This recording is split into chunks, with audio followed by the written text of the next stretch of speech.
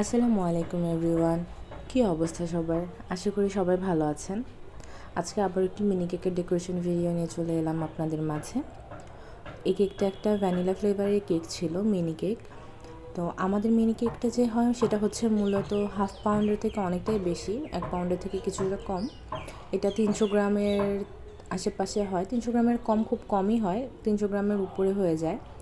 তো এই কেকটা নিয়েছিল আমারই এক পরিচিত ছোট ভাই। ও আমাকে জাস্ট ফ্লেভারটা বলে দিয়েছিল আর মিনি কেক বলে দিয়েছিল। আমাকে বলেছিল যে আপনার ইচ্ছা মতো আপনি ডেকোরেশনটা কমপ্লিট করে দিবেন। তো আমি সেই অনুযায়ী নিজের মতো করে করতেছিলাম। যেহেতু আমি যখন আমাকে আমার ইচ্ছা মতো কেউ করতে বলে তখন আমি অনেক বেশি কনফিউজড হয়ে যাই।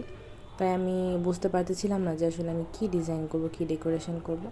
পরে আমি পিন্টারেস্টে কিছুক্ষণ ঘুরে একটা সিম্পল একটা ডিজাইন খুঁজে বের করলাম। সেখানে যেহেতু এটা মিনি কেক, এই মিনি কেকের ক্ষেত্রে দেখা যায় কি, আমরা যদি বেশি গর্জিয়াস ডিজাইন সিলেক্ট করি এটা মিনি কেকের উপরে ভালোভাবে ফুটে ওঠে না। এই জন্য আমি একদম সিম্পল একটা ডিজাইন সিলেক্ট করে নিলাম। এরপর আমি পুরো কেকটাকে একটা একদম লাইট একটা ব্লু কালার দিয়ে পুরো কেকটাকে কভার করে নিলাম।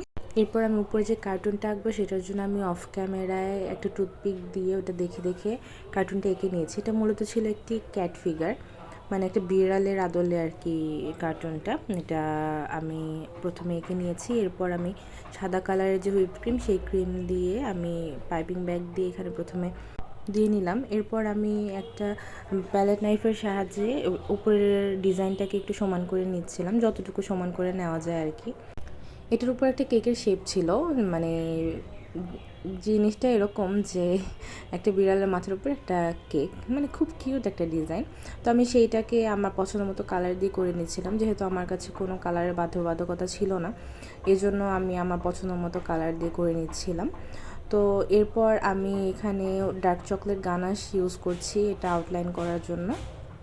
আউটলাইন না করলে আসলে এটা ভালোভাবে ফুটে উঠছিল না, এই জন্য আমি একটা পাইপিং ব্যাগে কিছুটা গানাশ নিয়ে আমি সুন্দর করে এটা আউটলাইন করে দিচ্ছিলাম। আর এই ক্যাট ফিগারটা খুব সুন্দরভাবে এখন ফুটে উঠছিল, শুধুমাত্র চোখ কান এগুলো বাকি। তো আমি উপরের কেকটাকেও সুন্দর করে আউটলাইন করে দিচ্ছিলাম। আর আমি রেড কালার ক্রিম দিয়ে মোমবাতির যে আভাটা হয় সেটা আমি দিয়ে নিলাম। আমার মাঝখানে ক্যামেরা অফ হয়ে গিয়েছিল, আমি চোখ নাক দেওয়াটা আসলে আপনাদেরকে দেখাতে পারলাম না, এটা জাস্ট আমি একটা ডট ডট করে দিয়ে দিয়েছি। এরপর আমি এটার ফিনিশিং দিয়ে নিলাম।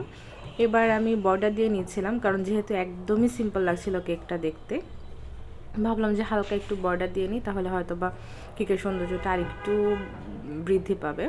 এরপর আমি হোয়াইট ক্রিম দিয়ে এই জন্য নিচে বর্ডার দিয়ে নিয়েছি। এরপর আমি উপরেও সেমভাবে বর্ডার দিয়ে নিব, কিন্তু আমি আগে লিখে নিচ্ছিলাম, কারণ বর্ডার দেওয়ার পর কেকের উপরে লেখাটা আসলে অনেক বেশি হার্ড হয়ে যায়।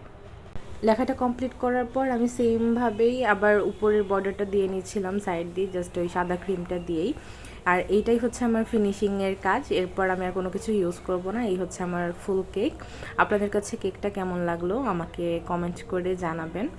আর আমাদের সাথে থাকার জন্য আপনাদেরকে অসংখ্য ধন্যবাদ।